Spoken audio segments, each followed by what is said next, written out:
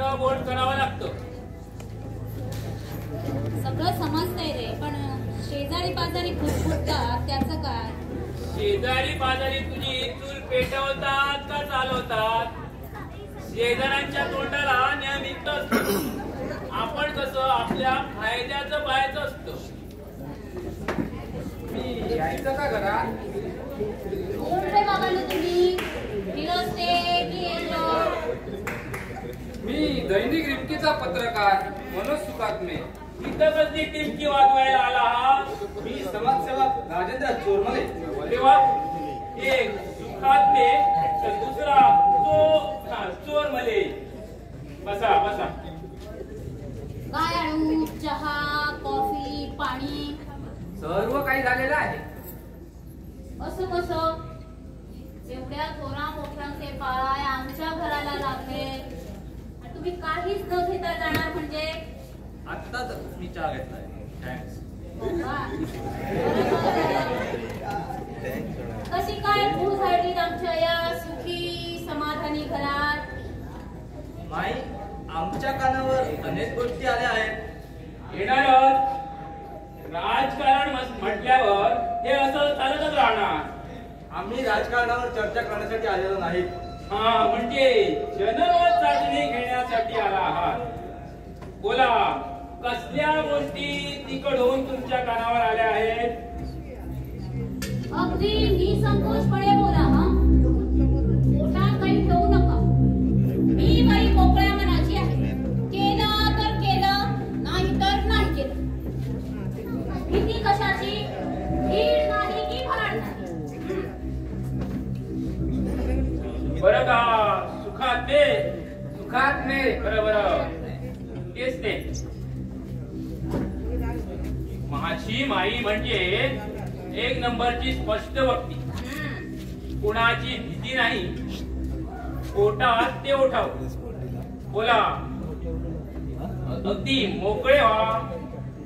माई, तुम्ही तुमच्या सुनेचा छळ करता असं आमच्या कानावर आलंय.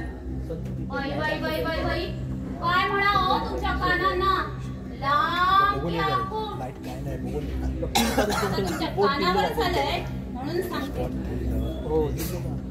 शेखर माझा एकुलता एक मुलगा, सून पण एक. मी सुनेला म्हटलं सकाळी ग्लासभर दूध घे, तर मला म्हणते कशी?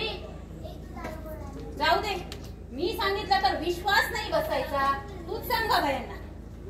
म्हणते कशी मला चहा पाहिजे. मग ही माई चिडते. मग मला सांगा, तुम्ही याला छळ म्हणणार का? तसं कसं म्हणता येईल? हे तर आईचं प्रेम झालं ना. पण शेजारणींना माझं तोंड दिसतं, भावना नाही दिसत. तुम्हाला काहीच बघायचंय का माझं? मी म्हणते बघाच.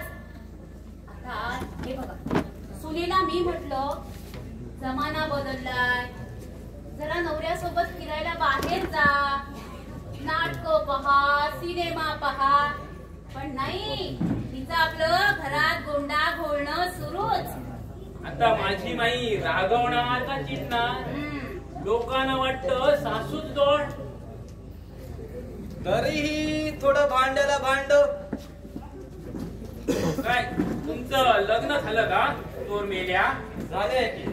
मग तुझ्या घरात नाही होत भांडणं? ताट घेतलं की त्यात वाटी घेताना आवाज होणारच. पण तुमच्या घरात? अरे घरात शिरणाऱ्या चोर माल्या, हा, समाजसेवेचा इतका जर ठेका घेऊन आला असेल ना, तर जा घरोघरी आणि बिन भांडणाचं घर दाखव. अरे दोन माणसं एकत्र आली की तुझं माझं होत नाही, याला तुम्ही भांडण म्हणणार? इतकीच जर समाजसेवा करायची असेल ना, तर जगात कितीतरी प्रश्न आहेत. उपोषण करा, संप करा, मोर्चे काढा. एकदम फेमस व्हा. हे पत्रकार पेपरात फोटो छापतील, ज्याच्या त्याच्या तोंडी तुमचं नाव होईल. एकदम डायरेक्ट पुढारी. मोरीत काय आहे, चुलीवर काय शिजतं हे पाहत बसाल तर पाठीवर लाटणं पडेल. बोला सुखात्मे, आम्हाला तुम्ही दुःखात्मे झाल्याचं आवडणार नाही. तसं मोकळं करा. हा फोटो छापा पेपरात, हा? आणि एक मोठे चौकशी करायला. काय बाई एक नवल तरी समाजसेवक पेपरवाल्याला घेऊन येतोय काय? काय रे बाबानो, तुमचा पेपर छापत नाही की खपत नाही? हा? वाचल्या बातम्या वाचणार कोण? अरे तुला लिहायचं असेल तर जागतिक प्रश्नावर लिही.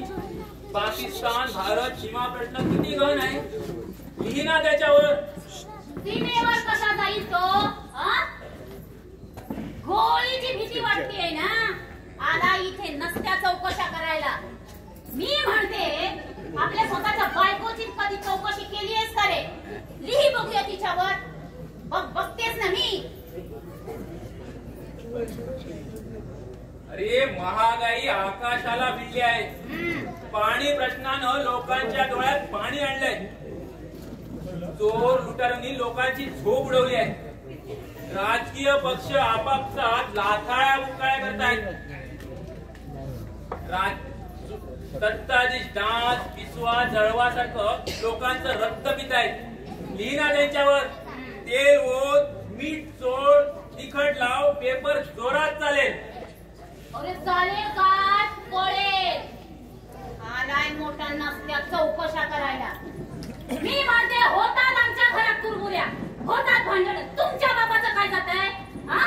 मी माझ्या सुनेला जाळली नाही की पोळली नाही. तसं म्हणजे सासूने सुनेला जाळल्यावर आम्ही बातमी छापायची काय? मग तुझा पेपर चालणार कसा? ते शिंक आली, खोकला आला, लिही बातमी. कोण वाचणार पेपर? नाहीतर मग तू असं कर, काहीतरी भन्नाट घडेल ना तेव्हा ये आणि लिही. मग सगळेजण चवीनं पेपर वाचतील. कळलं? तो एक दिवस असल्या बातम्या डोक्यात ठेवून उठाव करायला कुणाला वेळ आहे? कामं नाहीत का त्यांना? मी तुला सांगत होतो म्हणजे छळ होते. छळ ही काही बातमी होऊ शकते. अरे बातमीसाठी काहीतरी भयानक असावं लागतं.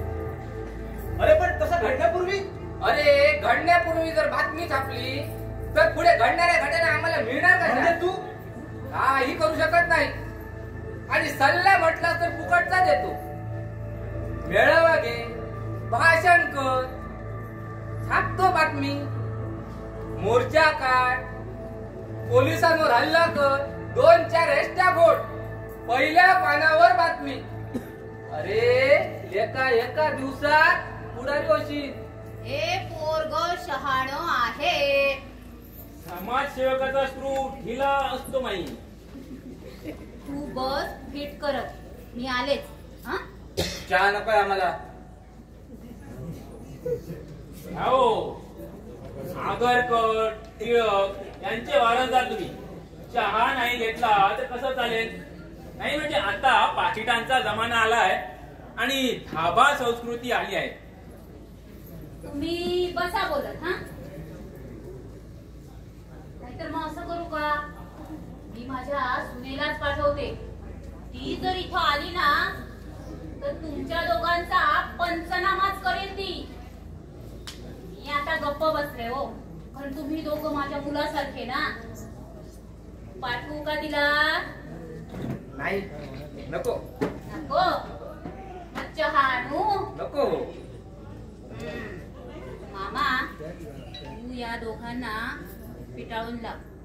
मी आले. हा? ठीक आहे. त्याचं काय आहे ना, मी इथं बोलत बसले ना तर सगळ्या कामाचा बोजा माझ्या एकट्या सुनेवर पडेल. दमून जाईल हो बिचारी ती. मी जाते हा मदत करायला. तुम्ही बोलत बसा.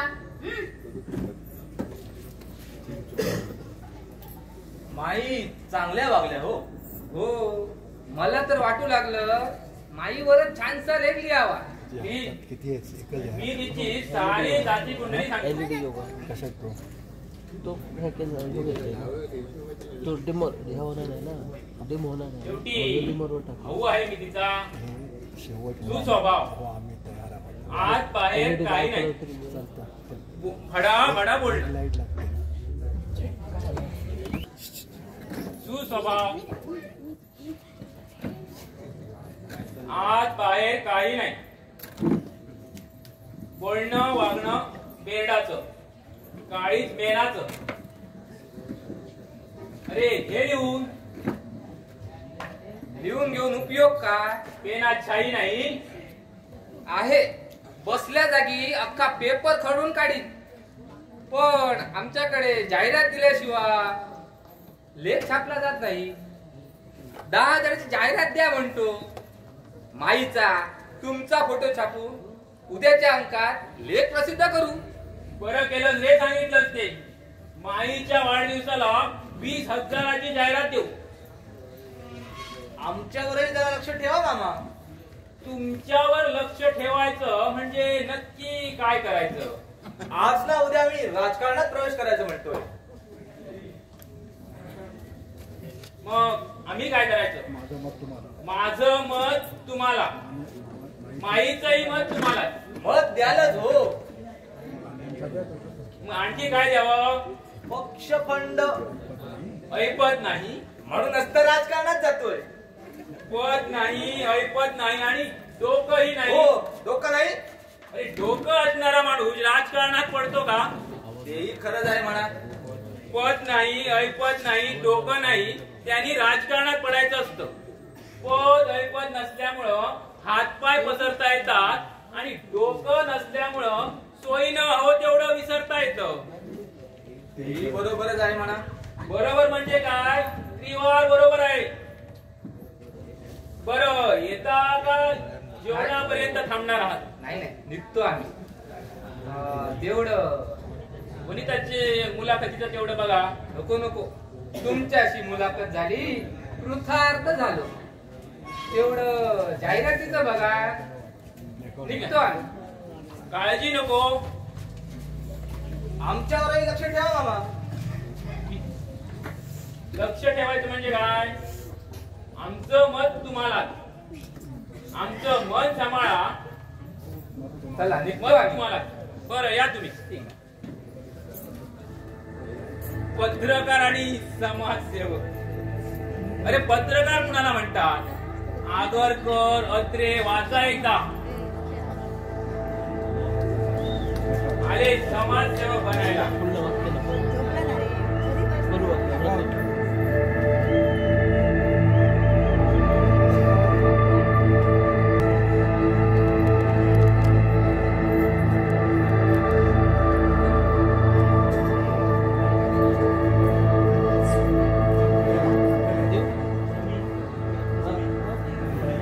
पाहिलंच नाही, दोरी जळली तरी पीळ जात नाही. पण ही माई काही कच्ची नाही. आतून बाहेरून चांगलीच विकलेली आहे. घर विकून पैसे घेणार म्हणजे घेणारच. पण कधी माई? तोपर्यंत वनिता जिवंत राहिली पाहिजे ना. फार चिकट पोरगी रे. उपाशी ठेवली, डागण्या दिल्या तरी बापाकडे हट्ट म्हणून नाही. मला वाटतं तिला वटणीवर आणावी. काठीने चांगली. अरे पण घाबरू नकोस. समाजसेवक पत्रकाराची उडवली ना, तू माझ्यावर विश्वास ठेव. मी आहे. अरे मामा चांगला सल्ला दे. गिधाडा त्या जागी तुझी मुलगी असती तर? आलात आता लावा. खरं तर मला तुझ्याच प्रेत लाज लावायची आहे. हो काय तुमच्या जिभेला हाड? बाप सारी माप पापाची भरता आहात. मी माझी फेडीन पाप. मी थोडाच वाटेकरी होणार आहे. लहान नसतील किडे, हे असे बोटा एवढे असतील. आणि हा तुझा भाऊ बसेल तुझ्यावर पडलेले किडे वेचन. किडे पडतील तुमच्या तोंडात. दुसऱ्या घरचं लेकरू आपल्या घरी आलं, त्याचा असा तुम्ही छळ मांडला. अन्न बंद केलं, डागण्या दिल्या. हा फार मोठं पाप केलं. अगं तीच तुझी मुलगी असती तर? ती मी दिली तेव्हाच ती मेली असं समजले असेल. अगं तिथंच चुकलं ना बाबांचं. लग्नात ज्या ज्या अटी घातल्या त्या त्यांनी पुऱ्या केल्या. तुमची भूक वाढली, चैन अंगठीची मागणी केली, तीही पुरी केली. सोखावला तुम्ही, सोखावला आहात. आता फार मोठी मागणी नाही केली. आणखी काय मागणी करणार? जमीन जुमला विकून झाला, आता घर राहिलं. त्यावरही तुमचा डोळा. अरे मामा, तुझे तर डोळेच जातील, किडे पडतील. पहिलाच नाही तुझा नवरा कसा बोलतोय ते. थोडा तरी लागेल की कोण जाणे. माझा पाण उतारा होतोय माई. अरे तुझ्या उपवर मुली आहेत, त्यांच्या लग्नाचं बघ. कशाला इथं दुसऱ्याच्या जीवाशी खेळतोय? जा, चालायला लाग इथून. माई माझा अपमान होतोय. थोडा तरी लागेल की कोण जाणे. माझा अपमान होतोय माई. अरे माना गणाच्या खाल्ल्या अन्नाला तरी जाग. झालं? माझ्या भावाला शिव्या देऊन झाल्या, मग आता माझं ऐका. सुनेला कसं वागवावं, मुलाला काय शिकवावं, संसार कसा करावा हे मला चांगलंच कळतं. मग या कुस्की आंब्याला कशाला मदतीला घेतलं? भाऊ आहे तो माझा. पाठचा तिच्या पाठीची मी राहणार नाही तर कोण? कशाला पाठीत खंजीर खुपसायला? हे बघा, तुम्हाला इथं राहायचं नसेल तर वृद्धाश्रमात जाऊ का? मलाही तसंच वाटतं. आता जाच म्हणणार, कारण माझ्या प्रायव्हेट फंडाची रक्कम मी तुझ्या नावावर ठेवली ना. तरी बरं, लवकरच समजलं. मग आता काय करायचं ठरवलं? कुठं जाणार आहात? पोलिसात. हं? काय बोलताय? काय वेडबीड लागलं नाही ना तुम्हाला? लागलं होतं, पण आता नाही सहन होत. हं? तुम्हा दोघांच्या पापाचा पुरा गडा भरत आलेला आहे. पोलिसात जातो आणि तिघाविरुद्ध रिपोर्ट लिहितो. हो, हे काय करताय? मी बायको आहे ना तुमची. माझी बायको? हो. तू कोण आहेस सांगू तुला? करून देऊ तुला तुझी ओळख? अगं तू आहेस स्त्री जातीवरचा कलंक. अगं तू आहेस काळ सर्प. अगं तू आहेस दगडाच्या काळजाची. दाजी शुद्धीवर आहात ना? अरे तू बेशुद्ध केलाय तिला. अरे स्त्री म्हणजे वात्सल्य, त्याग, सेवा, कारुण्य, ममता यांची मूर्ती. या तुझ्या बहिणीच्या अंगी आहे एखादा गुण, आहे एखादा सद्गुण. स्त्री असून मुलीचा छळ करते, मुलीला डागण्यात येते, उपाशी ठेवते. बरं, स्त्री जातीवरचा कलंक आहेस तू, कलंक. अजूनही विचार कर, वेळ गेलेली नाही.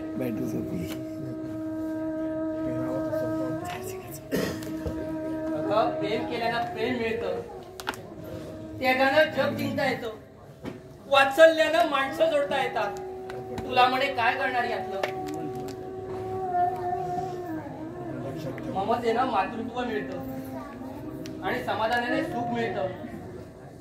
तुला काय म्हणे समजणार यातलं? पण एक लक्षात ठेव, पेरावं तसं उगवतं, बोलावं तसं उत्तर येतं. तू केलायस ना, त्याचा प्रायश्चित करायची वेळ आली आहे.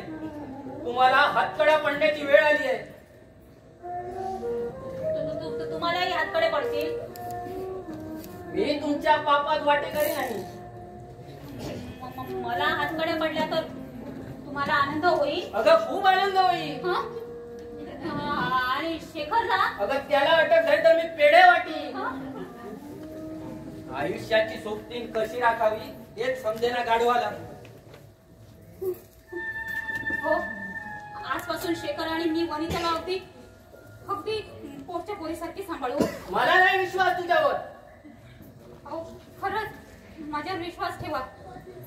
मी मी मी पोलिसांना घाबरले हो. तुम्ही सांगाल ते करायला तयार आहे मी. खरं? अगदी खरं. मग माडीवरच्या खोलीतून तिला मोकळी कर, काढ तिला बाहेर, पोटभर खाऊ दे तिला. हो हो हो, आता करते बाबा. अगं माई, नाकापेक्षा मोती जड होते ग. अरे तू गप्प बस रे. झालं गेलं, प्रायश्चित्त करू दे मला. हे बघा, आजपासून ना वनिताला अगदी पोटच्या पोरीसारखी जपेल हो मी.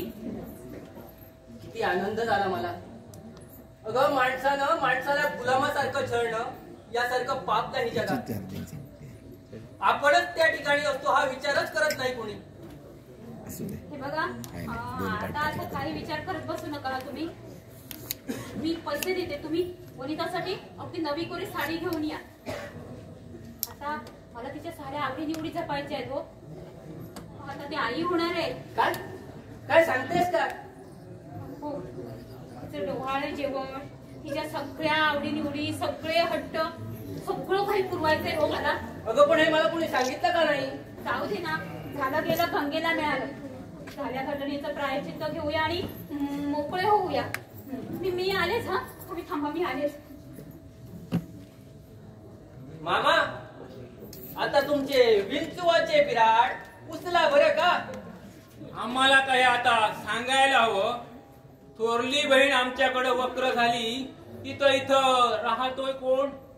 तुम्ही गेलात की मी सत्यनारायणाची पूजाच घालतो आणि माझ्या सुनेचे डोहाळे जेवण थाटामाटात करतो.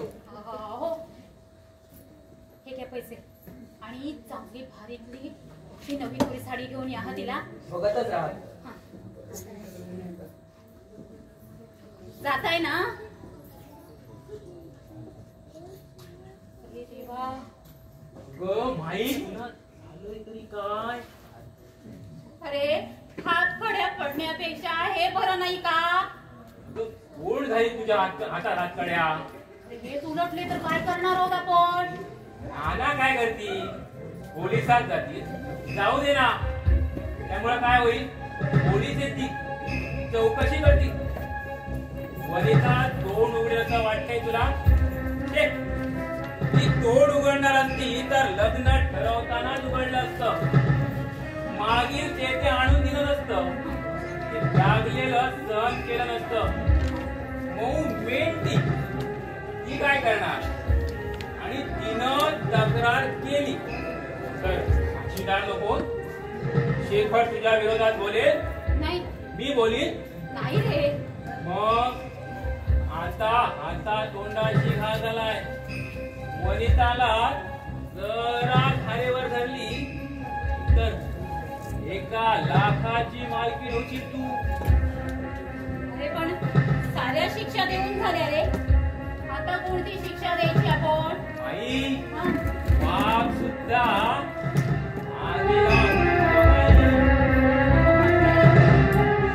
काही सांगतो. चल आज चल. अरे पण काय? सांगतो चल आज चल. वनिता कुठं गेली ही? वा वा वा वा. बोला मजनू, कोणाला लैलाला भेटायला आलास वाटतं? लाज नाही वाटत असं बोलायला? लाज मला की तुला? अरे राजरोज पण येतोस, एका विवाहित स्त्रीला भेटतोस. निर्लज्ज माणसा, स्त्री पुरुषाचे केवळ प्रेमसंबंधाचे नाते असतात का? दुसरी नाती नसतात का?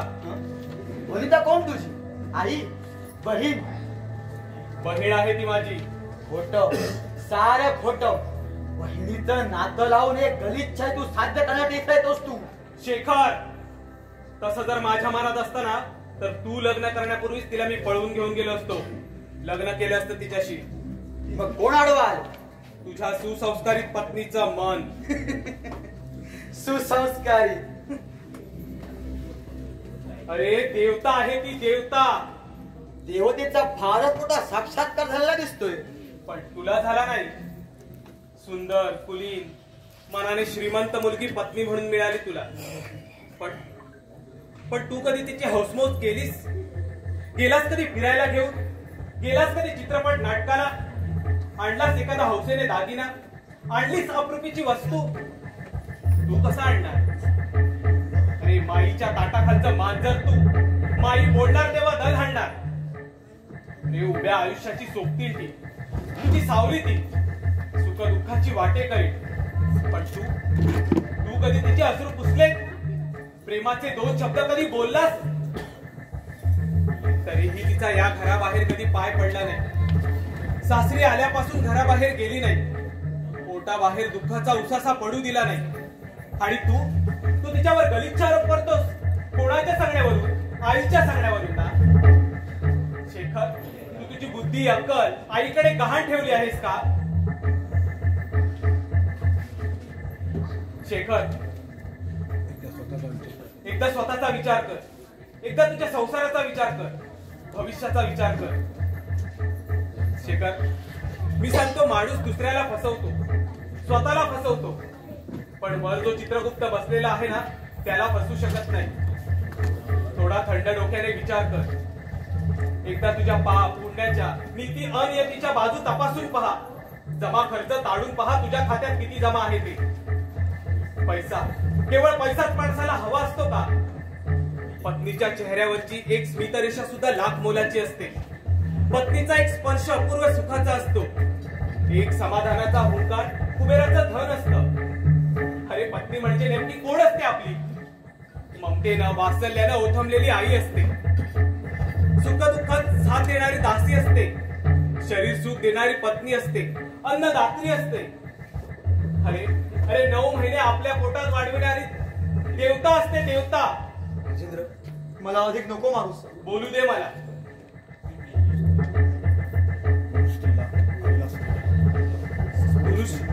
पुरुष स्त्रीला सतत अबलाच समजत आला आहे.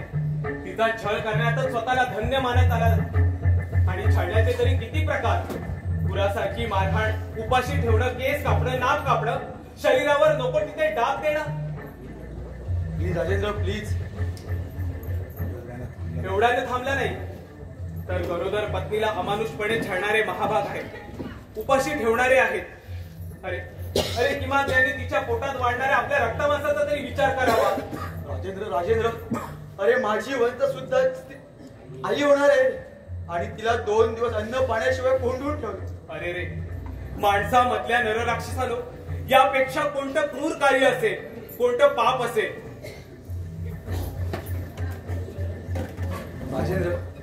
राजेंद्र, मला शिक्षा हवी. मला शिक्षा हवी. एकच शिक्षा तुला. आई वडिलांचा जीव ठेवून दे बाजूला. त्यांना माता पिता म्हणून जरूर मान दे, पण बायकोची मान कापू नकोस. जा, कर तिला आदर. बरोबरीच्या हक्कानं, बरोबरीच्या नात्यानं वाग. जा म्हणतो ना.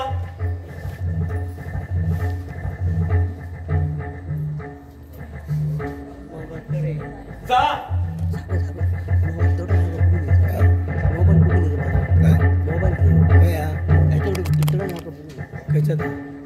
आता बस हातपाय चोळत. बायकोचा बैल झाला मुलगा आणि तू होत अशी.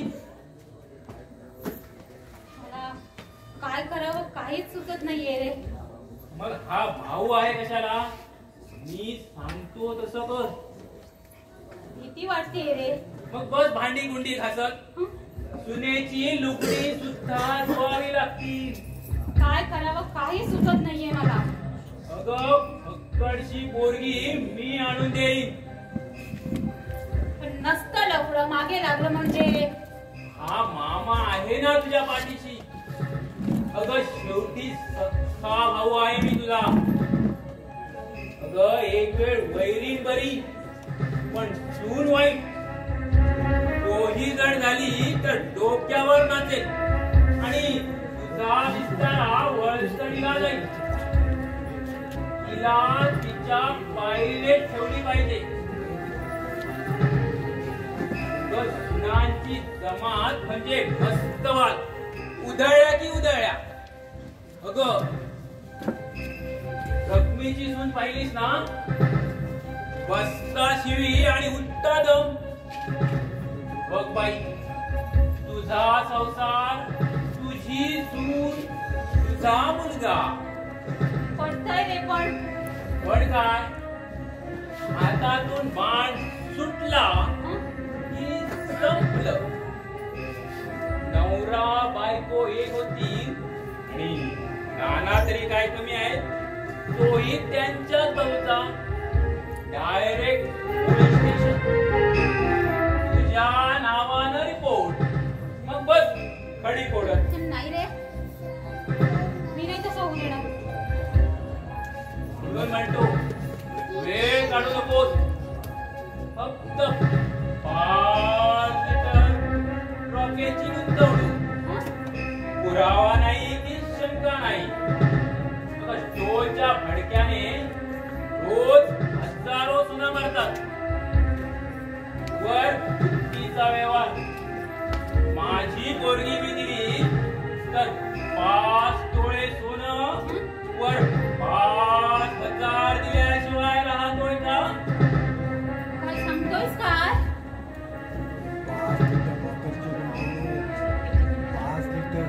फक्त 5,000.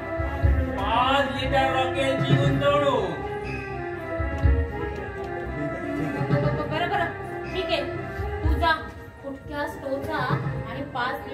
पोलिसांचा बंदोबस्त कर. हो. ठीक आहे. तोपर्यंत तू शेजारणीच्या घरात बस. का? पोलीस चौकशी झाली तर शेजारणीच्या घरात होते हे सांगायला बरं. अरे वा, किती हुशार आहेस रे तू. शेवटी तुझाच भाऊ आहे मी. जा जा. फक्त 5 लिटर रॉकेलची गुंतवणूक. 5 लिटर, फक्त 5 लिटर. मुलग्याची जेवढी लग्न तेवढं उत्पन्न दुप्पट. 2दा लग्न दुप्पट. 3दा लग्न तिप्पट. 4दा लग्न चौपट. मुलगा म्हणजे पैशाचं झाड. मुलगा म्हणजे बँक. पैसाच पैसा. 5 तोळे, 5,000. मान पान देणगी. आणि मग उद्या तिलाही जाळली तर पुन्हा 5 तोळे, पुन्हा 5,000. पैसाच पैसा. दागिने. घरात सगळीकडे पैसाच पैसा.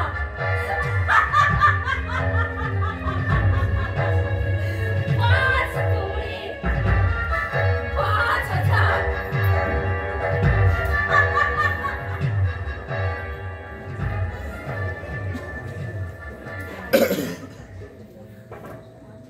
सांभाळून वनिता, सांभाळ.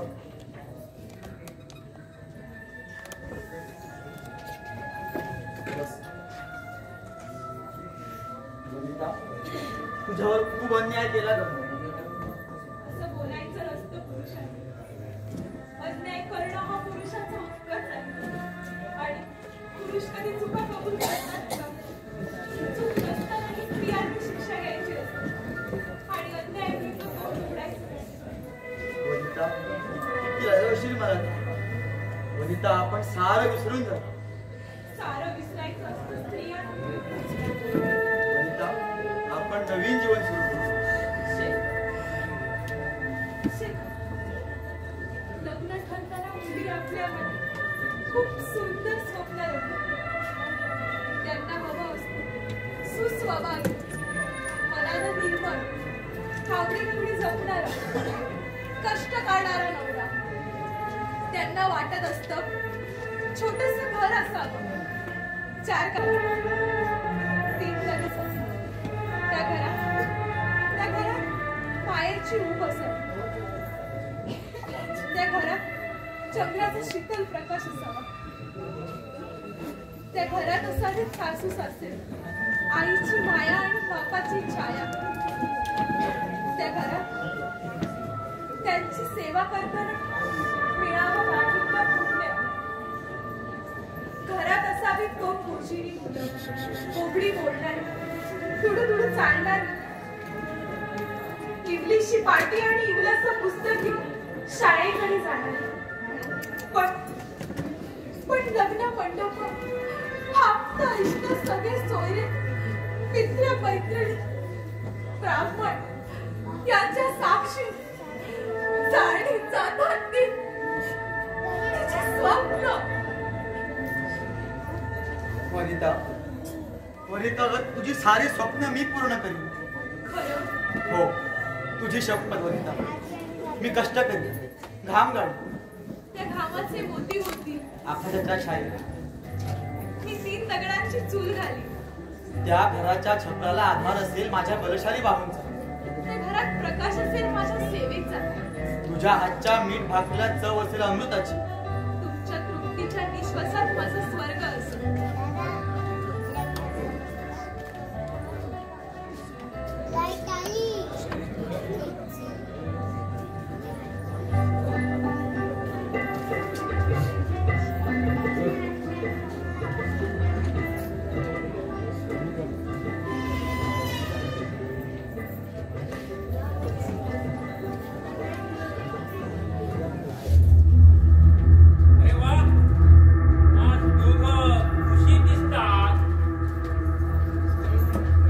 शेखर, वनिता बापाचं घर विकायला तयार झाली म्हणायची.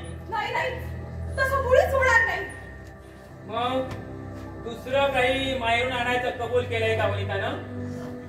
नाही म्हणलं दोघं एवढे लाडात आलात म्हणून विचारतो. याचा अर्थ तुम्ही साखर पेरणी करत होता? नाही वनिता नाही, खरंच मला या महामारीच्या दुष्टचक्रातून बाहेर पडायचंय. ऐकलंस का माई?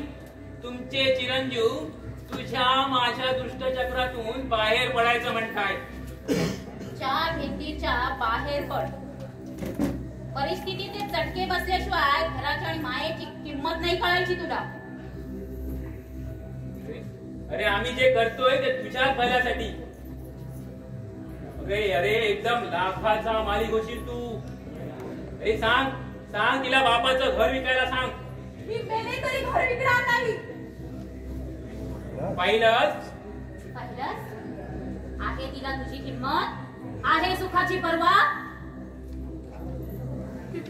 अरे आज तुझी पर्वा करत नाही, उद्या तुला मारायला सुद्धा मागे सरणार नाही ती. मामा,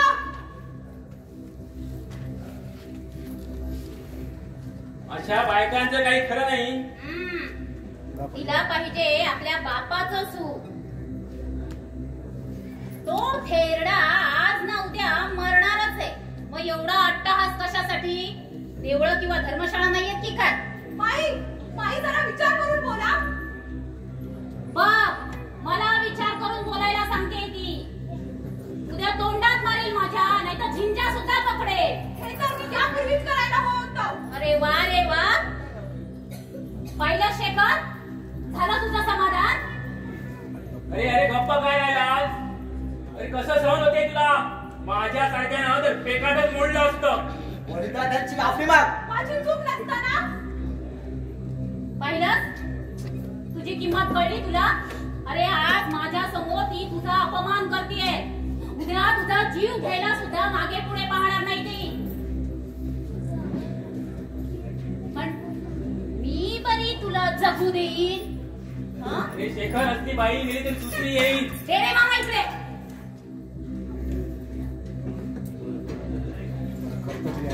वर खर्च तरी आहे का? पुन्हा उलटा देणगी मानपान. पण ही बाई माझ्या घरात बरी राहू दे. शेखर, हातात तिचे. मला असं काय करता? तुला तुझी काळजी मला आहे. हिच्यापेक्षा कापणभर सुंदर मुलगी मी आणून देईन.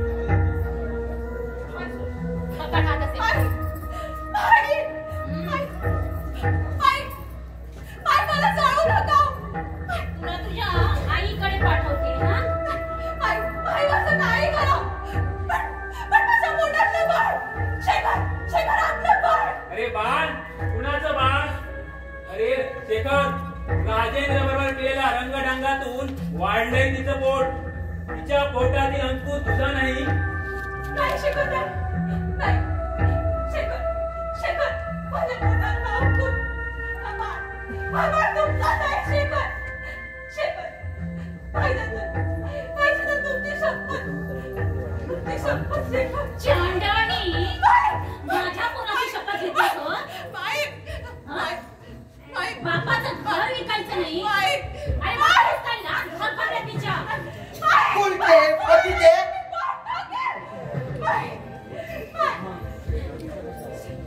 विचार कसा करतोयस? अशा बायकांचं काही खरं नसतं.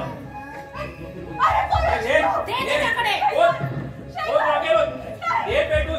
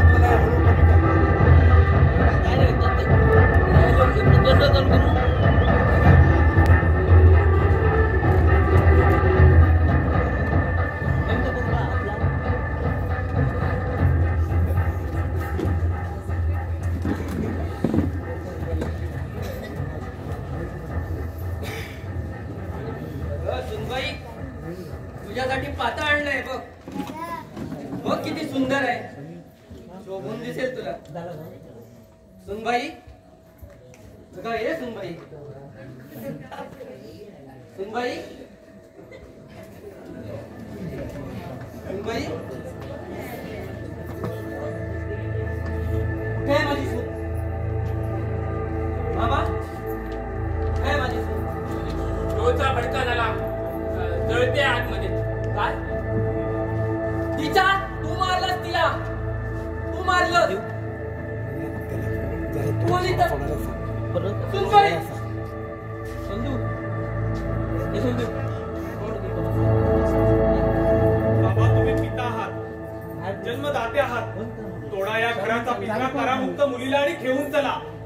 वनिता बेटी वनिता बेटी अगं ये इकडं मी तुला घेऊन जाण्यासाठी आलोय पोरी ये ये माझ्या कोकरा ये सोड ते सोड सारे बंद आणि ये बेटा ये मी तुला घेऊन जाण्यासाठी आलोय.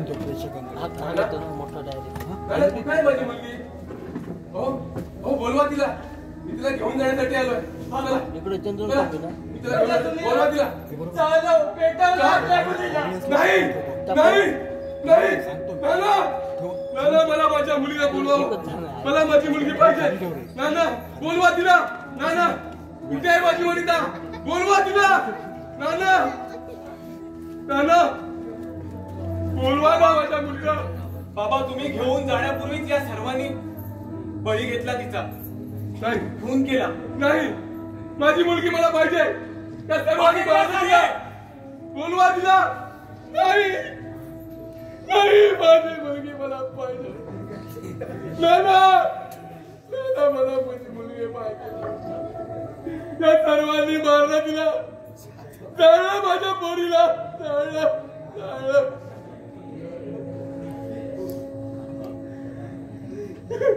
कुणीही रडू नका. तुम्ही सारे खुनी आहात तिचे. बाबा कशासाठी आक्रोश करता तुम्ही. बाप म्हणून मुलीला कधी स्वावलंबी बनवलं तिच्या पायावर उभं केलं पंखात बळ निर्माण केलं. मुलगी मुलगी म्हणून बालपणापासून तिला अबला ठरवत आला. स्वतःचा जोडीदार निवडण्याची संधीही दिली नाही. आपल्या आशा आकांक्षा तिच्यावर लादत आला आणि तिचा या घरात कोंडमारा होत असताना समाज संस्कृती प्रतिष्ठा आड करून तिला या उंबरठ्याच्या आतच कोंडलं. तुम्ही बळी घेतला तिचा. सासूबाई तू स्वतः एक महिला पण तू एका महिलेचा बळी घेतलास. त्या ठिकाणी स्वतःची मुलगी असती तुम्ही स्वतः त्या ठिकाणी असता हा विचार केलाच नाही. तुम्ही घेतलात तिचा बळी. स्वार्थ केवळ स्वार्थ. मुलीच्या बापाकडून मन मागेल ते मागत आला. सुनेला गुरासारखं छळलं. तुम्ही बळी घेतला तिचा. शेखर तू तिचा नवरा अर्धांग सुख दुःखाचा सोबती. पण तू काय केलेस माहित आहे. अरे शंडासारखा सासऱ्याच्या इष्टटीवर डोळा ठेवलास. असता तुझ्या अंगात पौरुषत्व तर स्वतःचा संसार स्वतः उभा केला असता. शेखर तू घेतलास बळी तिचा.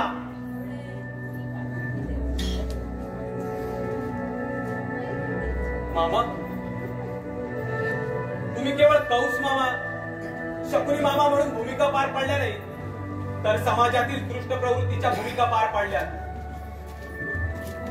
सुख पाहून दुखवणारा समाज संकटातील माणसाला पाहून सुखवणारा समाज चालत्या संसाराला चूड लावणारा समाज अंध रूढी पद्धती संस्कृती याचं प्रतिनिधित्व केलं. कधीच अन्यायानं पेटून उठला नाही. डोळ्यावर कातडं पांघरलं कान बंद केले. एवढंच नव्हे तर आगीत तेलच ओतलं. तुम्ही बळी घेतला तिचा. मी कायद्याचा रक्षक पण कायद्याच्या पळवाटा नाही बुजू शकलो. भावरेत अडकलो, शक्तीत अडकलो. वेळीच नाही दखल घेतली. मीही या बळीत सहभागी आहे. मामा, माई, शेखर, तुम्हाला अटक होईल, केस होईल. कोर्टात 2 वकील जज समोर आपलं पांडित्य उधळतील. मामा, माई, शेखर, तुम्हाला शिक्षा होईल. कदाचित वकिली कौशल्याने सुट्टीलाही. पण त्यामुळे बळी गेलेली वनिता पुन्हा येईल का? आज वनिताचा बळी गेला, उद्या तुमच्या माझ्या घरात असे बळी जातील. आपण हे सारे सहन करायचं का? त्यासाठी मुलीचे आई वडील, सासू सासरे, नवरा आणणं आणि जागृत समाज यांनी वेळीच दखल घेतली पाहिजे, वेळीच पाऊल उचललं पाहिजे. तरच गुंड्याचे, मानपणाचे बळी थांबतील. आहात का तुम्ही तयार? आहात का तुम्ही तयार?